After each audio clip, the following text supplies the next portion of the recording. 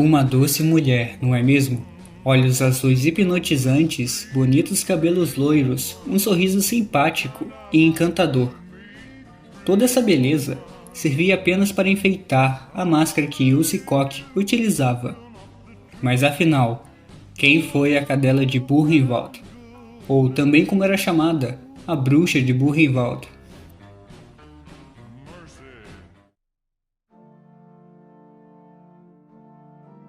Nascida no ano de 1906, na Alemanha, em Dresden, seu verdadeiro nome era Ilse Kuller. Quando menina, chamava atenção por ser uma criança alegre, educada e simples, já que era filha de um fazendeiro mestre de obras. Ilse estudou em uma escola comercial. Trabalhou como funcionária de escritório e bibliotecária. Nessa época, a economia alemã ainda não havia se recuperado da derrota da Primeira Guerra Mundial. E quando Ilse começou a trabalhar, os seus demônios começaram a se encontrar. Ela se interessou pela ideologia nazista, tendo trabalhado de secretária até assistente de contabilidade. Ilse entrou para o partido nazista um ano antes de Hitler assumir o poder, em 1932. E para criar a comunidade ariana ideal, ela teria o estereótipo exemplar. Adolf Hitler visualizava a mulher como progenitora da raça. Assim teria colonos para o leste europeu e deixaria a raça mais pura e forte. Mas os livros não eram suficientes para Ilse. Ela começou a ter relações com soldados da SA, que nada mais era que uma divisão de soldados de Adolf Hitler. A divisão de assalto teve um papel muito importante. Em resumo, seus principais objetivos eram fornecer proteção para comícios, assembleias nazistas e interromper as reuniões de partidos opositores, dando força total a Hitler para chegar à ascensão do poder.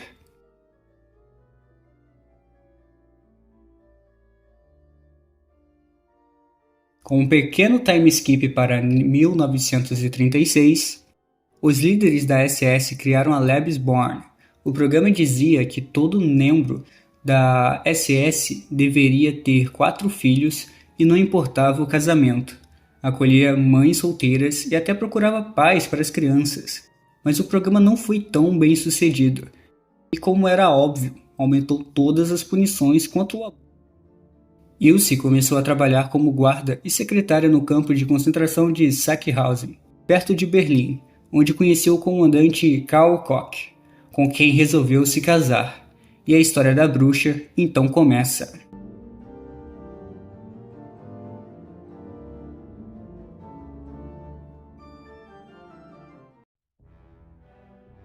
Em 1937, Ilse chegou a Buchenwald, não como guarda, mas como esposa do comandante. Influenciada por ele e por seu poder, Ilse começou a torturar e humilhar prisioneiros.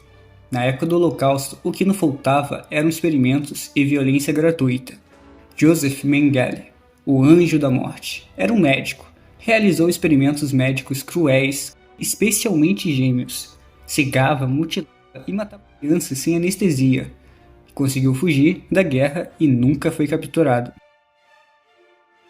Rudolf Ross, o comandante do campo de extermínio de Auschwitz, supervisionou a morte de 1 milhão de pessoas. Foi responsável por aperfeiçoar o uso do gás Zyklon B nas câmeras de gás. Escreveu suas memórias antes de ser enforcado em 1947. O que não faltava nessa época eram monstros. Em 1940, Ilse mandou construir um ginásio e áreas de lazer, com uma piscina coberta, utilizando dinheiro e recursos desviados de prisioneiros e seus familiares. E não demorou nada para se tornar supervisora sênior da pequena guarda feminina, que servia em Buchenwald.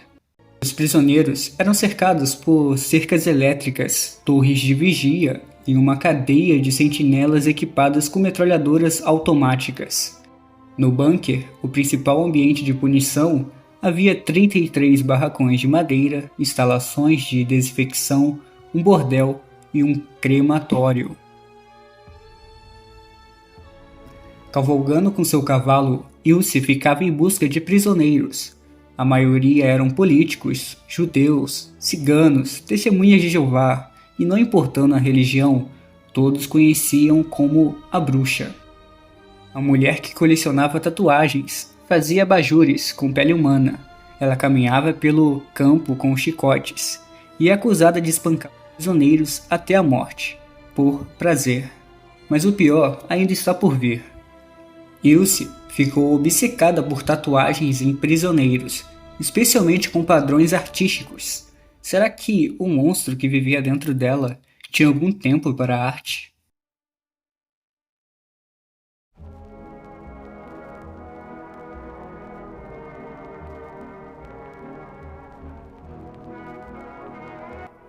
Vários sobreviventes testemunharam que ela escolhia prisioneiros com tatuagens para serem mortos apenas para que a pele fosse retirada e transformadas em abajures, capas de livros e objetos bizarros. Mesmo sem provas físicas conclusivas dessas peças, muitos relatos consistentes confirmam essa prática e também supostas fotos.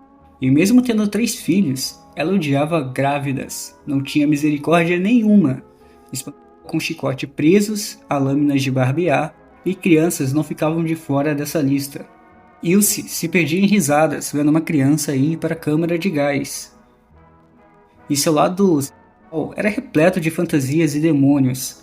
Além de organizar orgias, Ilse obrigava soldados a abusar e estuprar prisioneiras na sua frente. Não bastando a violência, ela ainda andava seminua, como se fosse uma espécie de celebridade hoje em dia, fazendo os prisioneiros a desejarem.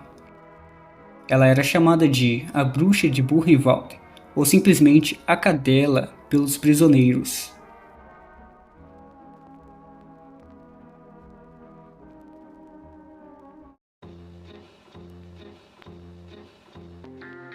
Um pouco de fantasia agora.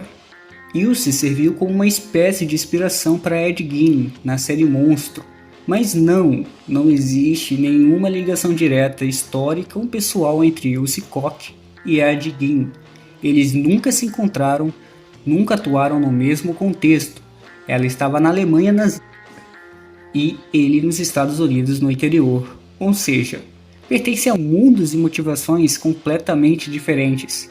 O que existe são coincidências perturbadoras nos tipos de objetos feitos com pele humana. Ambos são acusados de terem feito os objetos com pele tatuada e o Koch abajures, capas de livros e etc.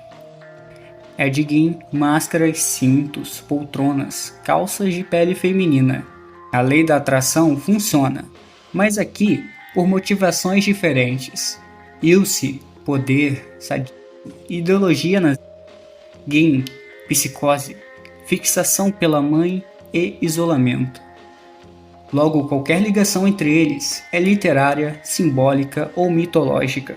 Nada real ou substancial. Ainda bem, né?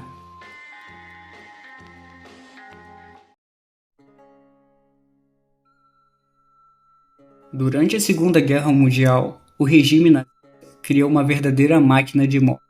Milhões de judeus, ciganos, homossexuais, prisioneiros políticos e outras minorias foram exterminadas em campos de concentração. No maior ponto de virada da Segunda Guerra Mundial, 6 de junho de 1944, as forças aliadas desembarcaram na costa de Normandia, na França. Pouco tempo depois, os soviéticos libertaram os campos de Majdanek, revelando ao mundo os horrores do nazismo. Por conta das exigências de trabalho forçado e falta de alimentos, poucos prisioneiros sobreviveram. E olha que o que não faltavam eram campos de concentração, onde tudo era somado com abusos e tornando as pessoas esqueletos sem alma.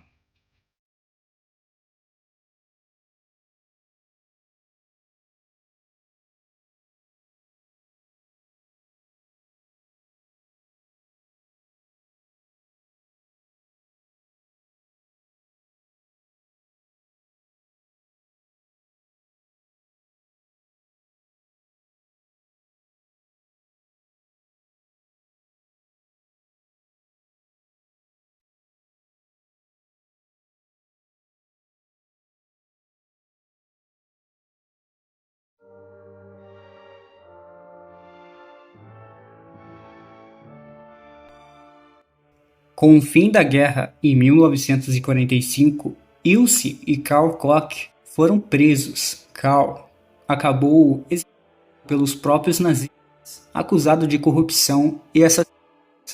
Mas Ilse foi julgado pelos aliados no julgamento de Dachau em 1947. Ela se declarou inocente, dizendo ser uma mulher de família, o que tudo não passava de uma mentira. Dizia que apenas cumpria as obrigações de esposa, o que inclusive também era uma mentira. Mas os testemunhos contra ela foram devastadores.